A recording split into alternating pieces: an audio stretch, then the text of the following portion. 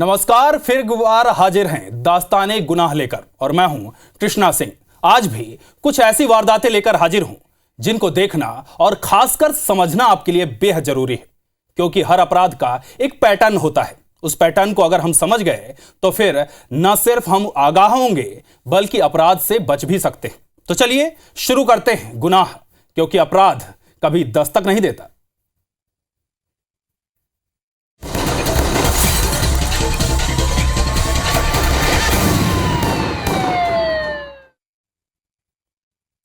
उसने भरोसा किया, लेकिन उसके भरोसे को तार तार कर दिया गया। वो चीखती रही, मिन्नतें करती रही, लेकिन दरिंदों का दिल नहीं पसीजा। वो उसे नोचते रहे। देखिए मुरैना के शैतानों का वहशीपन।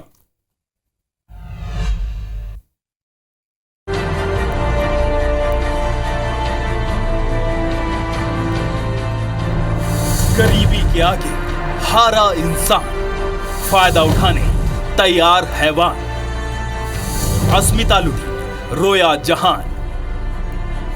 जमीन से कब खत्म होंगे शैतान, खत्म होंगे शैतान। मुरैना में फिर एक बार वो घटा जिसे कभी किसी के साथ नहीं घटना चाहिए। ये ना सिर्फ इंसानियत के खिलाफ है बल्कि हैवानियत की इंतहा है। मुरैना में गरीबी का फायदा उठाया गया, मजदूरी दिलाने के नाम पर दरिंदगी की गई। वो चीखती चिल्लाती रही, रोती रही, खुद पर रहम खाने की भीख मांगती रही, लेकिन इंसान की शक्ल में शैतानों ने उसकी एक नहीं सुनी। एक नहीं, दो नहीं, 10-10 आरोपियों ने उसकी आबरू को तार तार कर दिया। पोरसा रोड तहसील के पीछे तरफ वहाँ लेके आया कि हम पोरसा माँ में जाके आपको काम दिलवा देंगे।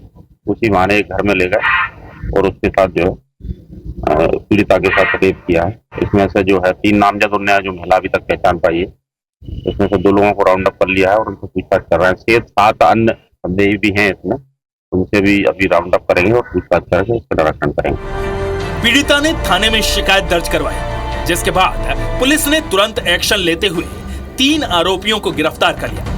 वहीं टीम बनाकर बाकी आरोपियों की तलाश में जुट गई है। पुलिस के मुताबिक पीड़िता ने जो बताया वो सुनकर भी सुना नहीं जा रहा था। महिला के गांव का ही रहने वाला मुख्य आरोपी शिवम कटारी महिला को मजदूरी दिलाने अंबाह लेके गया था, जिसके बाद आरोपी ने अपने 9 दोस्तों को बुलाया और महिला को कमरे में बंद कर गैंग रेप की घटना को अंजाम दिया। सुबह होते ही आरोपी ने महिला को उसके गांव छोड़ दिया। इसके बाद डरी सहमी महिला ने अपने पति को पूरी घटना की जानकारी दी, जिसके बाद पूरा परिवार इस घटना को सुन टूट गया। फिलहाल अंबाह पुलिस इस पूरे मामले की जांच में जुट गई है। जांच होगी, गिरफ्तारियां भी होंगी, लेकिन उस महिला का दर्द जो कभी नहीं बांटा जा सकता और ना ही कम किया जा सकता, क्या उसे सच में न्याय मिल पाएगा? सत्येंद्र तोमर, IBC 24, मुरैना।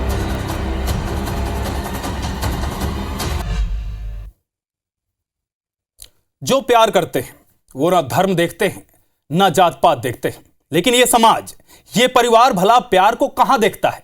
वो तो बस देखते हैं अपनी झूठी इज्जत, फिर भले ही इसके लिए उसे किसी पर गोली ही क्यों ना चलानी पड़ जाए। कुछ ऐसा ही हुआ छतरपुर में।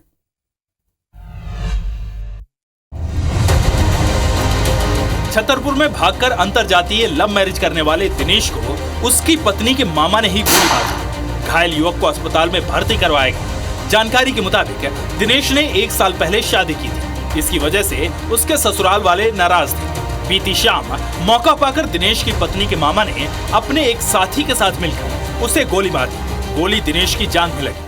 किसी ने बंदूक चलाई उसके ऊपर और जो पैर में उसको लगी हुई है। ये एक्सरे वगैरह जांच पड़ताल कर रहे हैं सारी चीज़ और उसको ऑपरेशन थिएटर में शिफ्ट कर रहा है। कॉल आया था 108 से, ये केड़ी ब्रिज के ऊपर फोर लाइन पर मिले हैं हमें और बता रहे थे गनशॉट हो गया था, जी जांग में पे गोली भी लगी है इनकी। ये जिला अस्पताल ले आया छतरपुर इनको, वहीं पर ब्रिज के पास में तो स्थिति वैसे नाजुक से ज़्यादा दिक्कत नहीं है। घायल होने के बाद दिनेश काफी देर वहीं पड़ा रहा, जिसके बाद लोगों ने उसे अस्पताल पहुंचाया। घटना ओरछा रोड थाना क्षेत्र के केडी ब्रिज के पास की।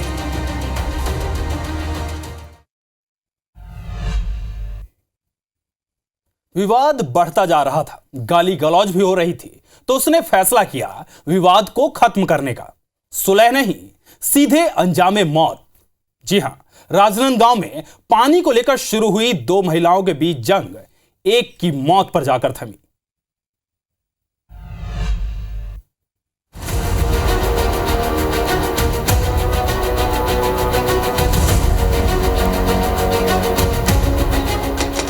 तारीख 30 नवंबर, जगह राजनांदगांव, घटना हत्या, वजह पानी। राजनांदगांव के बस स्टैंड में मिली 70 साल की महिला की लाश ने पुलिस के होश उड़ा दिए थे। कई सवाल उठे जिनके जवाब न पुलिस के पास थे, न ही वहां रहने वाले लोगों के पास। पुलिस के पास बस एक ही रास्ता बचा था और वो था सीसीटीवी फुटेज। पुलिस ने जांच शुरू की तो मृतक महिला की पहचान रुक्मिणी साहू के रूप में हुई। पुलिस ने लोगों से पूछताछ की, सीसीटीवी फुटेज खंगाली तो पुलिस को भुवनेश्वरी विश्वकर्मा नाम की एक महिला पर शक हुआ। पुलिस ने महिला से पूछताछ और उसके घर की तलाशी ली तो पुलिस को घर से खून से सने कपड़े मिले। शक सही था।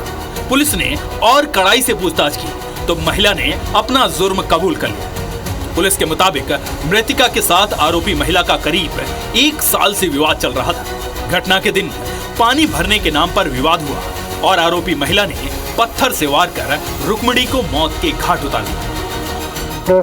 मौका मिलते ही वो मृतिका को सर पे पत्थर से वार करके उसकी हत्या कर दी गई। मौके से पत्थर बरामद कर लिया गया है। इसके अलावा मृतिका के जो रक्त रंजित कपड़े हैं वो भी बरामद कर लिए गए हैं और मृतिका को न्यायिक रिमांड पर जेल भेजा जाएगा। आरोपी महिला के साथ मृतिका का पानी को लेकर अक्सर झगड़ा होता था। विवाद के दौरान गाली गलौज भी होती थी। जब आरोपी महिला के घर में बच्चों की तबीयत बिगड़ी तो उसे लगा कि रुक्मिणी ने विवाद के चलते कोई टोना टोटका किया है, जिसके बाद उसने योजना बनाई और सुबह रुक्मिणी के नल के पास पहुंचने से पहले ही वो जाकर नल के पास छिप गई। मृतिका रुक्मिणी सुबह 4 बजे जैसे ही पानी भरने पहुंची, सिर पर पत्थर से वार कर रुक्मिणी को घायल कर दिया। लेकिन आरोपी महिला का मन यही नहीं भरा। वो रुक्मिणी को घसीटते हुए कॉम्प्लेक्स के पास ले गई, जहां पत्थर से सिर पर बार बार वार कर रुक्मिणी को मौत की नींद सुला दी। पुलिस ने हत्या के आरोप में आरोपी महिला को गिरफ्तार कर लिया है। आलोक शर्मा, IBC 24, राजनांदगांव। वो आपको कॉल करते हैं, आपको आपके पार्सल में ड्रग्स होने का दावा करते हैं, खुद को CBI अधिकारी बताते हैं। आप डर जाते हैं और यहीं से शुरू होता है डिजिटल अरेस्ट का खेल। ये अपराधी माया जाल रचते हैं और आपके अकाउंट को पूरी तरह खाली कर देते हैं।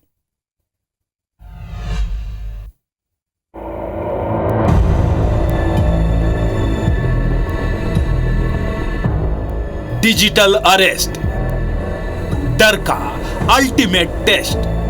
ठग बैठे हैं तैयार, डरे तो हो गए शिकार। मध्य प्रदेश के अलग अलग शहरों में डिजिटल अरेस्ट के केस और भी भयावह होते जा रहे हैं। ग्वालियर में भी एक आयुर्वेदिक डॉक्टर को साइबर ठगों ने जाल में ऐसा फंसाया कि डॉक्टर को अपनी जान बचाने के लिए 21 लाख रुपए गंवाने पड़े। आरोपियों ने डॉक्टर को 2 दिनों तक डिजिटल अरेस्ट रखा। गोला का मंदिर के पास हनुमान नगर में रहने वाले 60 साल के आयुर्वेदिक डॉक्टर मुकेश शुक्ला के पास 29 नवंबर की सुबह एक कॉल आया। उसने बताया कि उनके नाम पर चल रही महालक्ष्मी ट्रांसपोर्टेशन कंपनी पर 9,40,044 रुपए की रिकवरी निकली। जब उन्होंने कहा कि ये कंपनी उनकी है ही नहीं, तो फ्रॉड ने उन्हें अपने जाल में फंसाने के लिए और उनके डर का फायदा उठाने के लिए उन्हें 2 घंटे के अंदर पुलिस मुख्यालय दिल्ली में शिकायत दर्ज करवाने के लिए कहा। डॉक्टर घबरा गए। उन्होंने कहा कि मैं 2 घंटे में कैसे दिल्ली पहुंच सकता हूं। तो उसने दिल्ली पुलिस मुख्यालय में पदस्थ सब इंस्पेक्टर अजय शर्मा का नंबर दिया और उन्हें कॉल कर मदद मांगने के लिए कहा।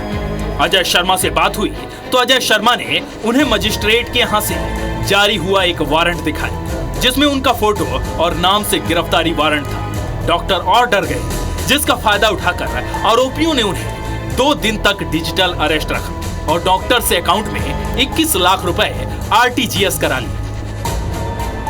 इस प्रकार से जो फ्रॉडिस्ट ने उनको पहले विश्वास में लिया और इस प्रकार डरा धमका कर उनको कहा कि आपको हम डिजिटल अरेस्ट कर रहे हैं और 21 लाख रुपए की उनके साथ धोखाधड़ी की। उनकी इसमें क्राइम ब्रांच और साइबर क्राइम की टीम लगाई गई है। जल्दी से जल्दी आरोपियों को डिटेल लेकर उनको गिरफ्तार किया जाएगा। लेकिन जब डॉक्टर को ठगी का एहसास हुआ तो उन्होंने साइबर क्राइम थाने में जाकर शिकायत दर्ज कराई। बात तो ये है कि उन्होंने मुझे पहले बातों में फंसाया, उसके बाद ये कहा कि आप दिल्ली पुलिस में रिपोर्ट करिए। वीज़ा कार्ड दिखाया उन्होंने, प्लेटिनम ICICI बैंक का, जिसमें मेरा नाम एम्बोस था नंबर के साथ, वजह से दूसरे दिन बैंक जाने तक 2 दिन तक। हाँ। कितना रुपए निकाल दिया?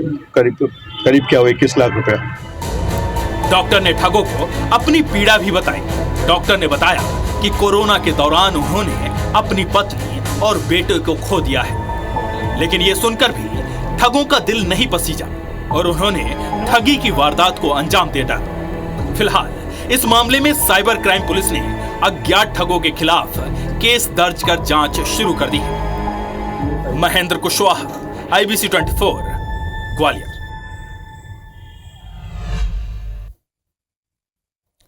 हम हर रोज इसी वक्त आते हैं गुनाह लेकर, क्योंकि सिर्फ खबर दिखाना हमारा काम नहीं, हमारा काम है आपको सतर्क करना।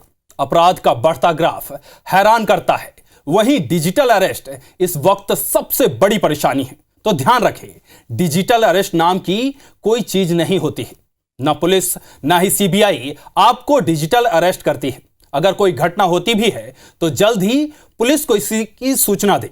जब भी आपके पास ऐसे कॉल आए तो उनसे कहिए गुनाह हमने नहीं आपने किया है, क्योंकि कानून के हाथों से कोई बच नहीं सकता। बस एक सुराग और जालिम खल्लास।